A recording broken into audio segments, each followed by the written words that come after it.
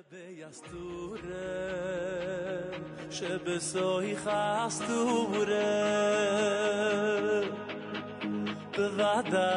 גם שם נמצאו השם ישבורה ויפל ביסתורה.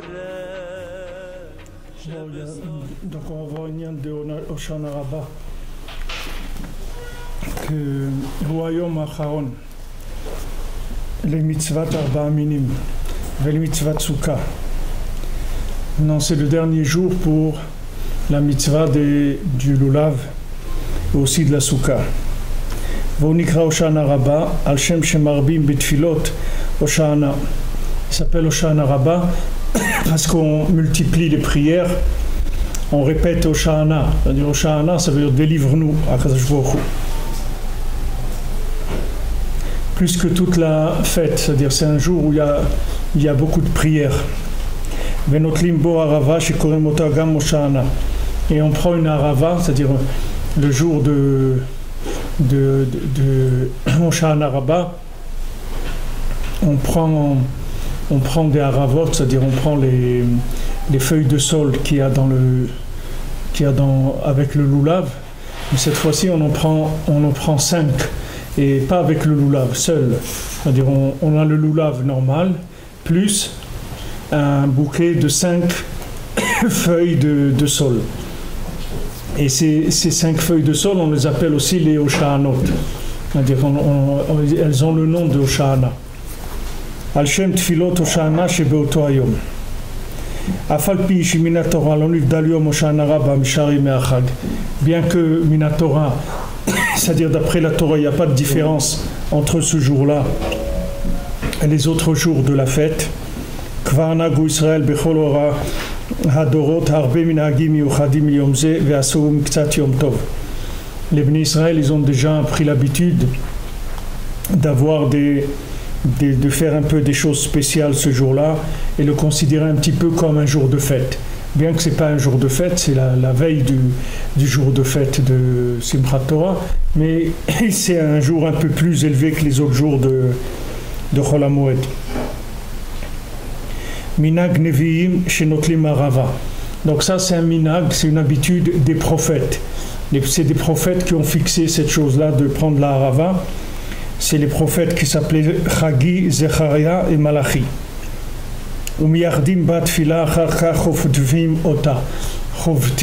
C'est-à-dire on fait une prière spéciale. Quand on tourne avec le lulav, on fait les Hoshanot. Donc le jour de Hoshana Rabbah, on fait toutes les Hoshanot qu'on a fait pendant tous les jours de Chol HaMoed, depuis le début qu'on a commencé à faire la tournée. Alors le jour de Hoshana Rabbah, on fait tous ces tours-là, c'est-à-dire ça prend chaque endroit selon le temps, ça peut prendre une demi-heure, 1 heure, 1 heure et demie, ça dépend des... Et on tourne 7 fois, c'est-à-dire on fait 7 fois, c'est le tour de la synagogue, de l'endroit où on est. Et ça, à la fin, on pose le lulav et le hétrog et on prend ces 5 feuilles de saule qui sont ensemble. Et après, quand on a fini de dire de faire une prière avec, on tape par terre 5 fois avec par terre. Ça, c'est cette habitude-là, c'est ces prophètes qui ont fixé cette chose-là, de faire cette chose-là.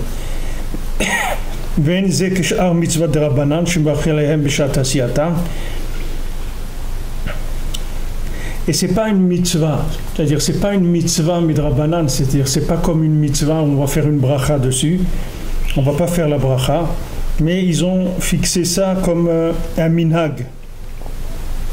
C'est un minhag, c'est-à-dire c'est une bonne habitude, une bonne coutume de faire ça.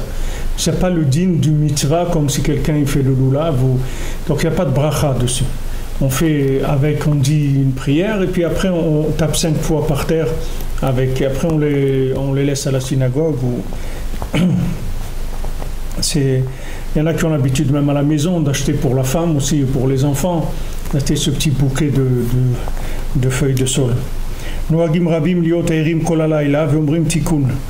a beaucoup de gens qui ont l'habitude d'être réveillés toute la nuit et qui disent le tikkun, c'est-à-dire le tikkun de l'El Hoshana Rabbah. Et on lit Mishneh Torah, c'est-à-dire on a l'habitude de lire le Sefer Dvarim, le dernier Sefer de la Torah. Vous verrez ce soir, si vous êtes dans toutes les synagogues en général, quand ils finissent Arvit, ils sortent le Sefer Torah et ils lisent tout le Sefer Dvarim dedans, dans le Sefer Torah. Et on fait aussi tout le Sefer Teilim. Et on est mechaber la nuit et le jour dans Torah et Tfila. C'est-à-dire il y a des gens qui font toute la nuit comme ça, ils font tout le Sefer Dvarim, après ils font tout le Sefer Teilim, après il y a Mikveh, la Tfila, etc.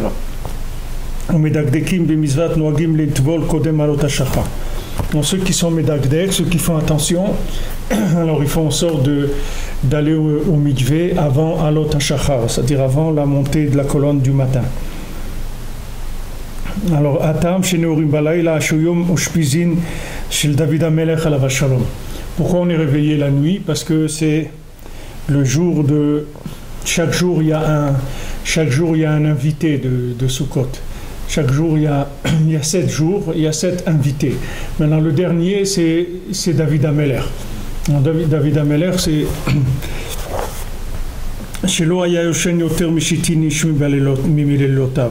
Que lui, il avait l'habitude de jamais dormir plus que 18 minutes. C'est-à-dire toujours il dormait moins que 18 minutes. Et après il se renforçait comme un lion en disant des chants et des louanges.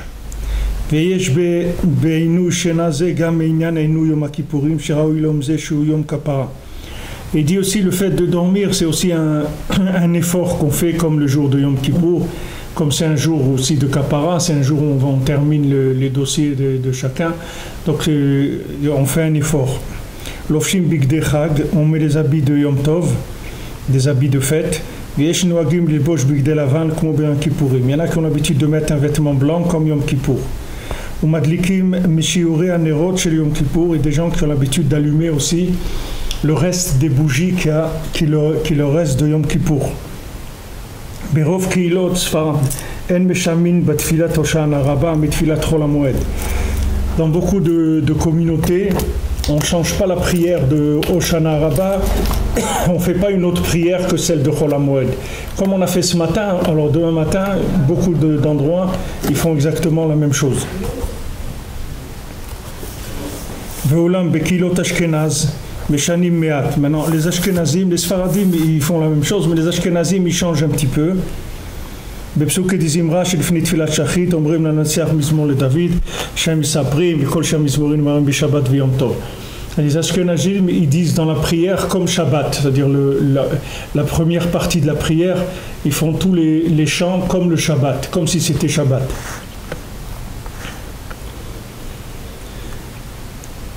C'est le Shabbat. D'accord.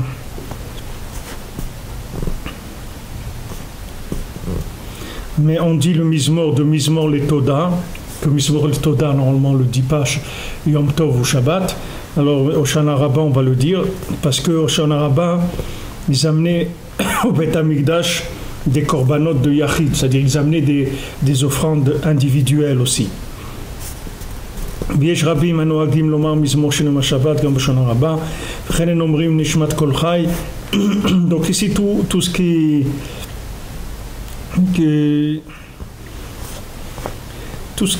il amène ici toutes les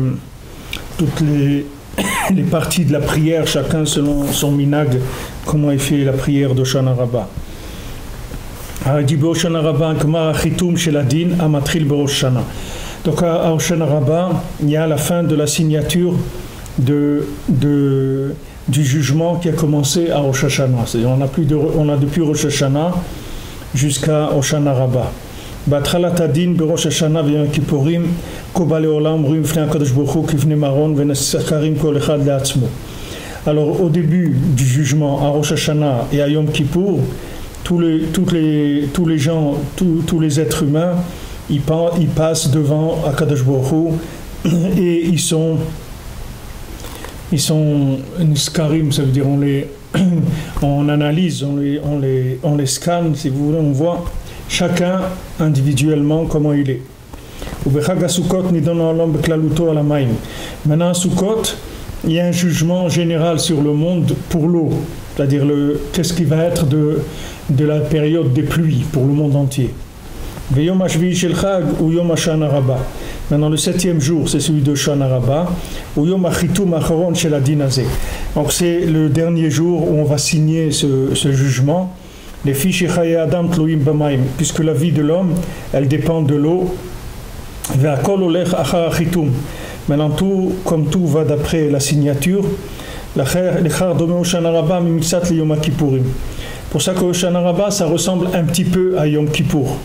Umarbim bo betfila ou betchouva kain Yom HaKippurim. Et on multiplie des prières et de la tchouva comme Yom Kippour. Ve'od meshalo bazeh chamim akadmonim zichron livracha mashal ve'amru. Et les chachamim, ils ont donné un exemple. Ils ont dit Malchuta de Rakia, Keren Malchuta de Hara, Vesidra Mishpat Alzo, Dome Shelzo. Alors ils disent que le tribunal d'en haut, il ressemble au tribunal d'en bas. C'est-à-dire, Bemalchuta de Hara, Melech Sheu Rachum Vetzadik, Keshodan et Adin. Alors maintenant, dans une royauté humaine, dans le jugement humain, quand un roi qui est miséricordieux, quand il fait le jugement, s'il trouve un mérite quelconque, tout de suite il arrête, c'est-à-dire il fait le jugement pour faire un jugement méritant. Et sinon, alors il fait durer le procès pour voir s'il n'y a pas quelqu'un qui va venir et amener de la défense, c'est-à-dire pour pouvoir sauver l'homme. Et plus tard, il fait le jugement. Si il a jugé de façon positive, c'est-à-dire avec la miséricorde, le résultat il est miséricordieux, alors il fait savoir tout de suite à la personne qu'elle a été libérée. Sinon, il garde pour l'instant le jugement, il n'en parle pas.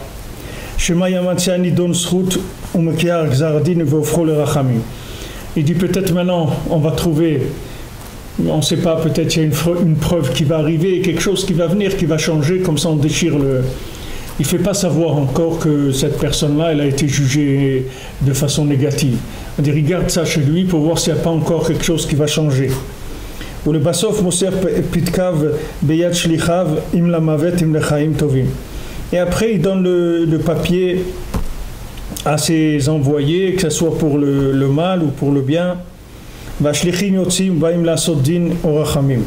Alors maintenant, les envoyés du roi, ils viennent pour appliquer le jugement, que ce soit quelque chose de bien ou de pas bien. Si maintenant le jugement il a été de quelque chose de miséricordieux, il ne peut pas revenir en... Il n'y a pas d'appel pour le rendre possède l'auto, c'est-à-dire on peut pas, si quelqu'un on l'a acquitté, ça y est, on l'a acquitté. Même si on s'est trompé, c'est fini, on ne revient plus. Dès que quelqu'un s'est sorti un jugement acquitté, même si ça a été une embrouille qu'il y a eu au truc, c'est fini, on ne revient plus dessus. C'est acquitté, c'est réglé. Maintenant, si c'était un jugement négatif, alors c'est possible qu'il va se retourner en quelque chose de positif, même à la dernière seconde. C'est-à-dire, s'il y a le moindre truc qui vient, on change le jugement. Ketzad, comment c'est possible? Il dit, ça y est, c'est sorti, le roi il a écrit jugement sur un tel qui s'est révolté contre le roi.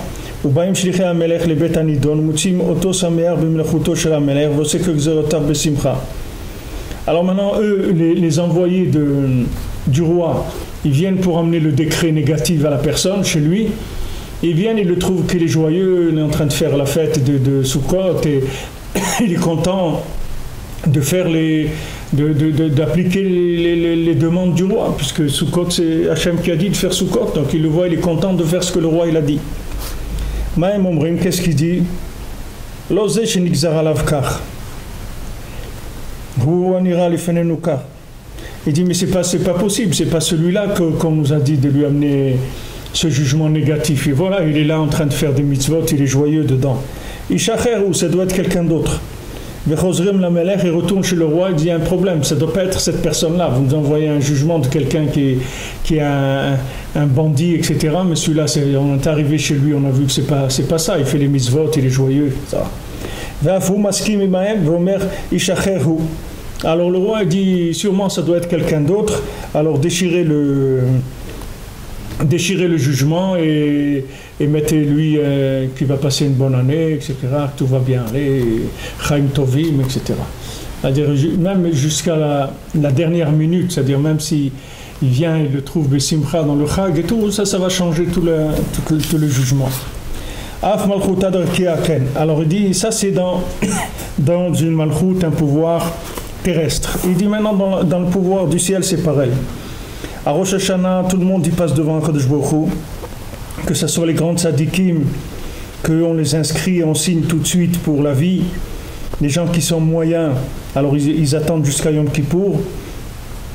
Et c'est la fin de la signature, elle est à Hoshana Rabbah. Et ça reste jusqu'au matin de Shmini Atzeret. C'est pour ça qu'on fait beaucoup de prières à Hoshana Rabbah, qui est le 7e jour de Sukkot. Et on essaye de se réveiller dans la tchouva, et on réveille de la miséricorde d'Hachem.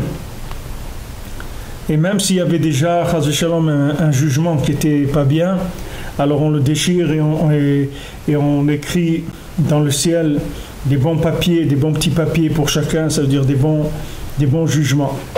Et maintenant, le 8e jour, c'est une réunion pour tout l'homme Israël, c'est-à-dire le jour de Simchat Torah, qui est Shmini Atzeret. En Chutz La'aretz, c'est 2 jours, mais ici, c'est un seul jour. C'est-à-dire, c'est une autre fête. Il faut savoir que Simchat Torah, ça n'a aucun rapport avec Sukkot. Juste, c'est des jours qui sont collés, c'est tout. Mais ça a autant de rapport que Hanouka avec Purim. Il n'y a pas de rapport. C'est une fête qui vient après, c'est tout. Shmini Atzeret, il n'y a pas de rapport à Simchat Torah, c'est encore autre chose que Shmini Atzeret. Non, c'est les deux. C'est un seul jour. Oui, mais c'est 3 choses. Sukkot, c'est quelque chose. Shmini Atzeret, c'est quelque chose. Et Simchat Torah, c'est encore autre chose. Non, Simchat Torah, c'est aussi Shmini Atzeret, c'est pas autre chose. Ça a été institué après par les Chachamim. Non, ce qu'ils l'ont instauré après. Ouais, mais la fin de la Torah, tout ça, je crois que ça a été collé. C'est pas d'Oraïta, Simchat Torah. Simchat Torah, Shmini Atzeret, c'est un chag. Bon. C'est d'Oraïta. Simchat Torah, c'est-à-dire qu'ils ont rentré ce lien de finir la Torah et de recommencer ce jour-là. Mais le jour lui-même de Yom Tov, c'est un Yom Tov miyuchad. On fait chez Echianu dessus, tout c'est un Yom Tov qui est spécial, c'est en lui.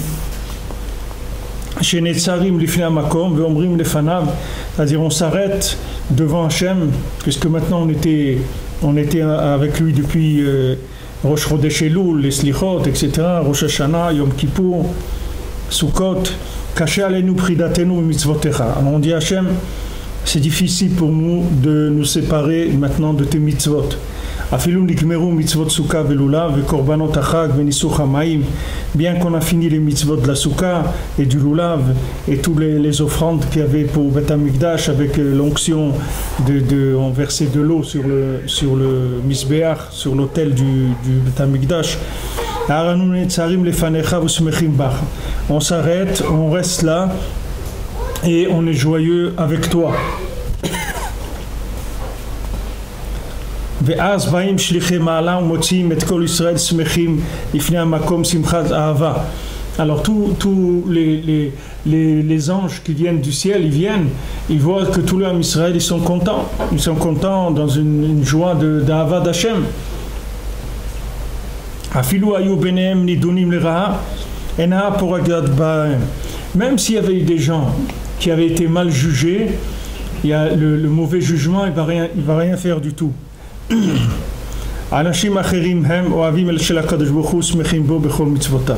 C'est d'autres gens qui aiment Akadosh Baruch Hu, qui sont joyeux dans les mitzvot. Donc quand il y a cette fête là, ça change tout. C'est-à-dire que les maaseh, c'est quelqu'un qui a eu une obligation. C'est-à-dire il a une obligation, par exemple, de faire un travail ou autre. Alors il fait son travail. Maintenant, à la fin, il dit non, je veux rester, je veux passer un jour encore pour vous remercier et qu'on fasse une fête ensemble avant de se quitter, etc. Alors ça veut dire qu'il était content, c'est-à-dire d'être là, etc. Il a voulu, de lui-même, il a voulu rajouter un jour pour se séparer, etc. Alors dans le moment où on termine, c'est toujours là où il y a le signe où il y a le signe de la personne, quelle était son approche de la chose. C'est-à-dire que toutes les choses qu'on fait, les maasé, si vous voulez voir quelle était l'intention, l'engagement, comment la personne elle a vécu la chose, c'est quand ça se termine. Quand ça se termine, vous voyez comment c'est la fin. Si la fin elle est bien, alors ça veut dire que la personne, toute la chose, elle était bien. Et si la fin, elle n'est pas bien, ça veut dire que toute la chose, elle était à contre-cœur, etc. La personne, elle n'était pas... Et ça, c'est quelque chose qui est général dans les mitzvot et dans la vie aussi. C'est-à-dire que dans les mitzvot, on voit que Akadosh Baruch Hu, c'est écrit que Dafka dans la mitzvah de Souka, que les nations, elles vont venir, elles vont dire à Kadosh Baruch Hu, Esav, il va venir Esav, l'Occident, il va venir chez Hachem, et Dafka, ils vont prendre la mitzvah de Souka. Il dit, mais c'est quoi cette mitzvah-là, de sortir dans une cabane et de manger, de dormir dans la cabane? Mais c'est rien, ça, nous aussi, on peut faire ça. Tu nous aurais dit que c'est ça les mitzvot, nous aussi, on aurait fait ces mitzvot-là. Tu nous as dit on n'a pas le droit de voler, on n'a pas le droit de trucs, il faut faire ça. Mais des mitzvot comme ça, une cabane et manger dedans, ça tout le monde peut faire. Nous aussi on aurait été contents de faire. Alors Akadosh Baruch Hu dit allez d'accord, allez-y, faites la souka. Alors ils font la souka et Akadosh Baruch Hu, il monte la température du soleil, il la monte 50 fois plus fort. Alors les gens ils disent mais c'est quoi ça, les trucs et tout, ils jettent tout, ils rentrent chez eux avec l'air conditionné et tout, ils disent c'est quoi ce truc là, on peut même pas respirer, c'est la folie, il fait chaud. Alors Akadosh Baruch Hu dit regardez, vous voyez, vous maintenant il y avait un problème, il faisait trop chaud pour rester dans la souka, mais vous quand vous avez laissé la souka, vous avez donné un coup de pied dedans, vous êtes parti, c'est-à-dire vous êtes parti dégoûté. Mes enfants, quand ils sortent de la souka, ils sortent honteux et peinés parce qu'ils voulaient rester avec moi. Et maintenant, il fait trop chaud, ou bien il y a eu trop de pluie, ou autre. Alors, ils sont obligés de sortir. Mais ils sortent le cœur brisé. Vous donnez un coup de pied, vous êtes énervé, vous partez. Ça change tout. C'est-à-dire, on voit comment ça se termine. On voit comment ça se termine. C'est-à-dire, si ça se termine bien, ça veut dire que les gens, ils ont vécu ça de façon bien, c'est-à-dire ils ont aimé. Comme on fait Melavé Malka, le Motzi Shabbat, on accompagne le Shabbat. Maintenant, Melavé Malka, c'est pas quelque chose qui est obligatoire, mais c'est pas obligatoire, mais c'est quelque chose qui va montrer comment la personne elle a vécu son Shabbat. C'est-à-dire, si la personne elle fait le Melavé Malka, ça veut dire que Béhémet, elle ne peut pas supporter de se séparer d'Akadosh Baruch Hu. Il a passé tout le Shabbat avec Hachem dans la joie, des bons repas, étudier la Torah et prier avec ses enfants, etc. Maintenant, ça y est, c'est que la semaine, elle va recommencer. C'est dur pour lui. Alors, on fait un repas pour dire, allez, Hachem, on va faire un repas pour t'accompagner. Mais la Vémalka, on accompagne le roi, on accompagne le Shabbat. On va faire un repas comme on dit, un repas de séparation, c'est-à-dire du fait qu'on va rentrer dans la semaine. Alors ce repas-là, Béhémet, il montre que ça nous fait de la peine de quitter le Shabbat, qu'on était bien dans le Shabbat. Mais celui qui est là à regarder à l'heure de Motzei Shabbat, et tout de suite pour aller griller la première cigarette et allumer le téléphone pour voir s'il n'a pas eu un virement de la banque ou il n'y a pas un chèque qui est revenu impayé ou je ne sais pas quoi, ça veut dire que le gars il avait hâte que ça se termine. C'est-à-dire on voit dans la fin, vous avez même à la synagogue on dit il ne faut pas sortir quand on sort, il ne faut pas sortir rapidement, etc. Parce que sinon, ça montre que les maasés, tu étais là, c'était dur pour toi. Maintenant que tu peux partir, alors tu t'en vas vite. Tout, c'est comme ça.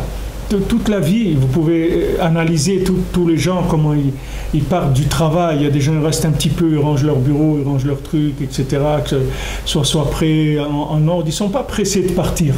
Et il y a des gens que, quand c'est fini, allez, en avant, on jette tout. Alors là, quand il y a une fête comme ça, comme Shmini Atzeret, Simchat Torah, et que cette fête-là, on montre à Kadosh Baruch Hu que le Maaseh, on est joyeux. On est là dans la Torah, on est joyeux avec lui, on est content d'être là. C'est pour ça que c'est important de Simchat Torah. Il faut faire les hakafot, il faut rentrer même, et il y a des épreuves, c'est très difficile. C'est un jour, c'est difficile de danser et tout, parce que c'est très important. C'est-à-dire même si quelqu'un lui-même, à l'intérieur de lui-même, il est cassé, il a des trucs, c'est bien qu'il rentre dans une communauté, il danse, etc. Au moins qu'il rentre, qu'il fait partie de ces gens-là qui se réjouissent, bémet, d'être dans la Torah, etc. Au moins qu'il rentre avec eux, parce que ça va le protéger. Parce que c'est un moment où les anges, ils essayent de trouver comment ils vont, s'il a un problème, s'il y a un jugement négatif sur lui, on va essayer d'arranger, de déchirer ça. Alors, quand on voit maintenant la personne, on dit, mais attends, vous avez jugé quelqu'un, mais c'est pas lui. Celui-là, regardez, il est à la synagogue en train de danser, chanter, il est content d'être dans la Torah et tout. Donc il y a une erreur, c'est pas lui. Alors comme Hachem, lui, de toute façon, il veut pas faire du mal à personne. Hachem, il dit, ah c'est vrai, c'est sûrement pas lui, il déchire le jugement, il le jette. C'est tout. Le dernier khotam du jugement, c'est au Shana Rabba ou c'est Simchat Torah? Il dit ici que la fin, c'est au Shana Rabba. Mais à Simchat Torah, tu peux faire déchirer le jugement qu'il y a eu. Même si le jugement il a été fait, signé, et que Hachem il a déjà donné aux anges l'ordre d'aller faire appliquer le jugement. Le jour de Simchat Torah, avec la joie de Simchat Torah, tu peux annuler ça. Parce que normalement, quelqu'un qui fait des bêtises, il n'a pas de Simcha dans la Torah. Il ne peut pas avoir de la Simcha. Parce que quelqu'un qui fait des bêtises, ça veut dire que quelqu'un il est révolté, il n'aime pas la Torah. Ça l'énerve les mitzvot. Il le fait parce qu'il est obligé, mais ça l'énerve. C'est au fond de lui, s'il pouvait tout envoyer balader, il l'aurait envoyé balader, mais il ne peut pas. Sa conscience, elle ne le laisse pas. Alors dès qu'il peut faire des bêtises, il les fait. Mais quand tu vois quelqu'un, il est en train de danser avec la Torah et tout, c'est sûr que c'est pas lui, on ne parle pas de lui. Celui-là, il ne pourrait pas être en train de danser à Simchat Torah. Simchat Torah, il faut se forcer à danser à la rigueur. Hein? Faut forcer un petit peu pour rentrer dans le cercle. Il faut se forcer, il faut rentrer. Il ne faut pas en profiter pour exprimer. Il y a des gens qui sont. Des fois, c'est difficile aussi. C'est dur de. Il y a des gens que Baruch Hashem, ils sont joyeux, et il y a des gens ils ne peuvent pas être joyeux, parce que c'est pas tout le monde qui peut être joyeux. Il y a des gens où leur corps et tout, ils les empêchent d'être joyeux. Alors au moins, tu rentres avec des gens qui sont joyeux, tu rentres dans un cercle de gens joyeux, tu danses avec eux. C'est une avoda, ça te protège. C'est-à-dire ça protège que on reconnaît pas la personne. On dit c'est pas, il y a sûrement une erreur dans le nom. Il y a une erreur dans le nom, la date de naissance et tout, ça doit pas être lui. Parce qu'aussi on cherche à arranger le maximum, mais on veut respecter la forme. Donc on cherche un vice de forme, si tu veux, dans le jugement. Et avec ça, on annule le jugement. C'est ça que Kadosh Baruch Hu cherche.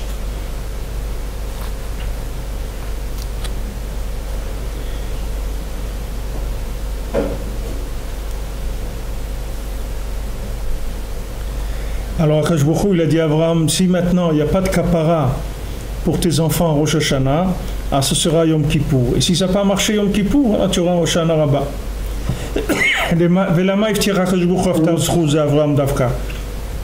Pourquoi Kadosh Baruch Hu il a promis à Avraham Avinu précisément? Et la Maoro shel Avraham, Itril Zoreach Baolam, Achar Esrim Ve'echad Dorot.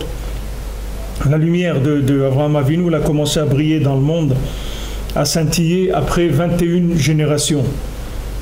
Af Oram shel Banav, Afilu Yacher Lizroach, Lo Yacher Yoter Me'esrim Ve'echad Yom.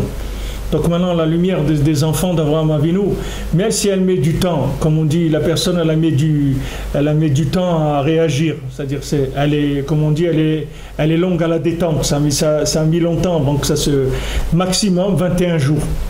c'est 21 jours comme les 21 générations d'Abraham Avinu. Alors ses enfants aussi, ça sera au maximum 21 jours. Depuis Rosh Hashanah jusqu'à Hoshana Rabbah.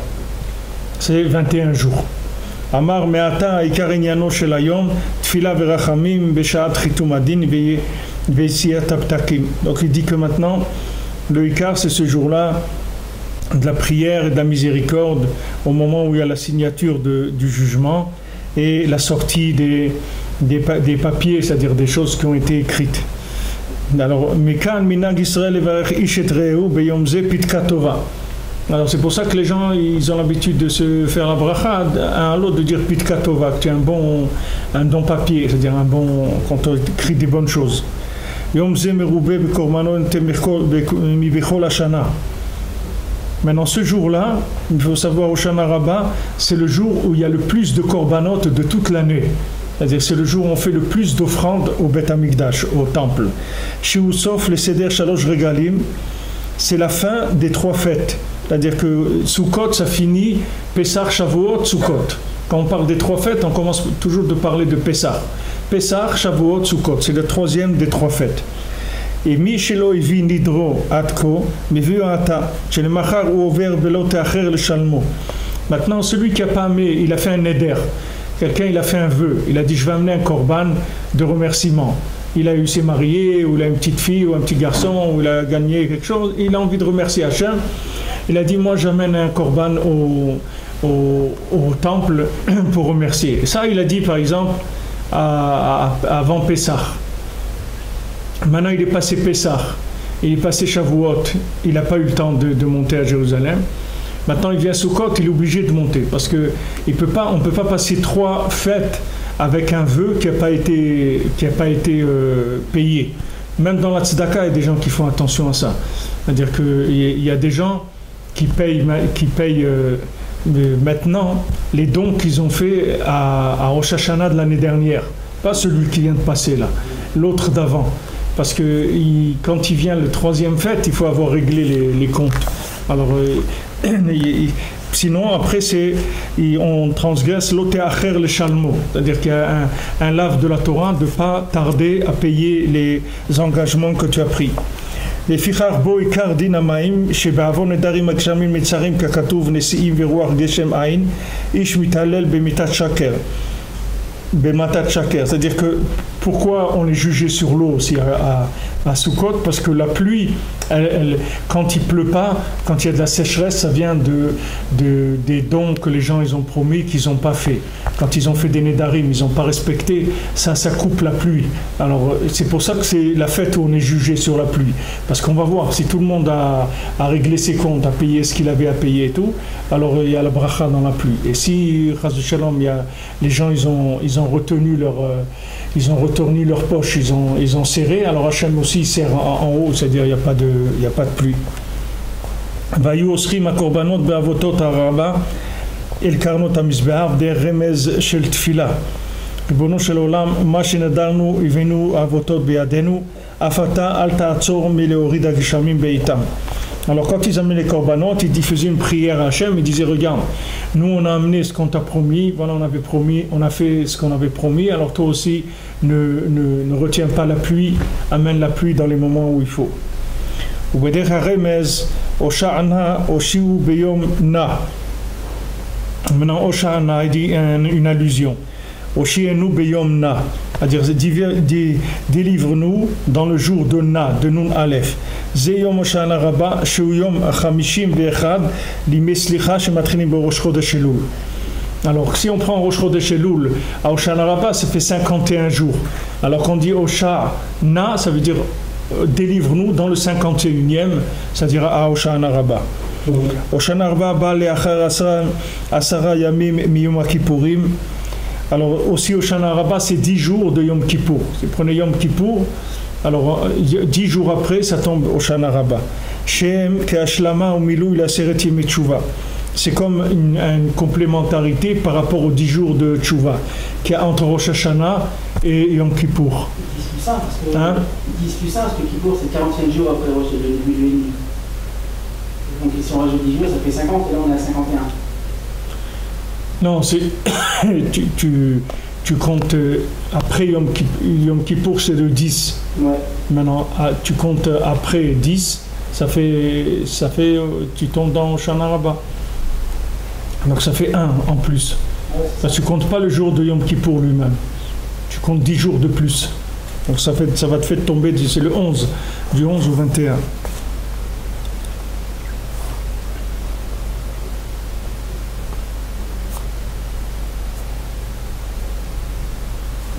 Quoi, 51, on est 50 Hein? 51, je connais pas maintenant. 50, c'est 50 charrés Jubal, Charloun. 51, c'est un remède, c'est quelque chose. Ah, le même Aleph? Je sais pas. Il y a Hachem même bête, même Aleph, je connais pas. Donc, Na, comme vous avez dit, c'est Na. Ouais, Na. Na, Ouais. c'est le son de Bakasha. Ouais, c'est supplier. Na, c'est plus. Quand il y a Moshe Rabbeinu, il a demandé des fois, il a ajouté Na. Anna Refalala. C'est dans le mot Anna aussi, c'est la même chose. C'est un Bakasha. C'est comme Yud, il dit Vav et Dalet. Yud, si tu prends Yud, Vav et Dalet, c'est aussi, ça fait 21. Chez Afhem Eser, non, il dit Milou chez la haute Yud, Vav Dalet. C'est V Dalet. C'est-à-dire, ça fait, si tu prends Yud, Vav et Dalet, ça fait 10. Alors c'est remède sur Yom HaKappara, Yom Kippourim, ça fait 10. Vav Dalet, ça fait 10. Et Yud, c'est 10. Hein?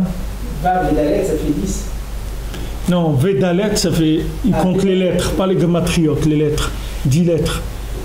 Yud, c'est 3 lettres. Vav, c'est 3 lettres, ça fait 6. Et V Dalet, ça fait 10.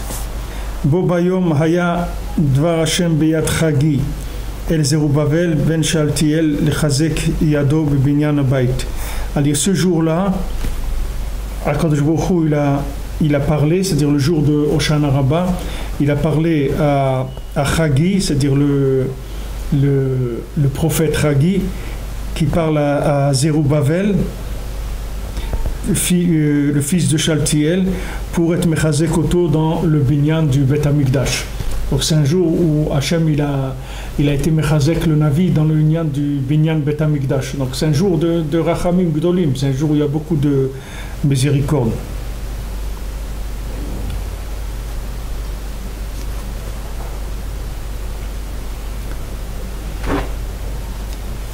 Bon, il y a encore, il y a beaucoup de... Comment on met cette nuit, je sais pas, il faut dormir un petit peu se lever ou il ne faut pas du tout dormir? Non, Rabbeinu dit qu'à Hoshana Rabbah on peut dormir. Qu'à Hoshana Rabbah, le Ikar d'Hoshana Rabbah, c'est pas de rester réveillé. Le Ikar d'Hoshana Rabbah, c'est de dire beaucoup de choses. De dire le Sefer Dvarim, de dire les Tehilim, de dire. Et tandis qu'à Shavuot, le Ikar, c'est de rester réveillé, même si tu dis rien du tout. Donc, le Ikar de Tikkun Hoshana Rabbah, c'est de soit de se coucher tôt et de se lever tôt et de faire après jusqu'au matin, soit de se coucher, de faire le soir jusqu'à 1h du matin et d'aller dormir pour la tfila. Et je crois que c'est Minyan Baal Shem Tov aussi qu'on fait la tfila au net, ça, au Hoshana Rabbah. On ne fait pas de Minyan, on ne fait pas après. On fait au net. Hein? Les bouches là-bas, les bouches de Rosh Hashanah de Kippour. C'est là-bas, maintenant. C'est habillé en blanc. Ouais. On a amené ici au début. On a dit qu'il n'y en a qui ont l'habitude de s'habiller en blanc. Non, ce qu'ils font au Hoshana Rabbah. En blanc, hein. Les gens qui s'habillent en blanc à Yom Kippour, alors à Hoshana Rabbah aussi s'habillent en blanc.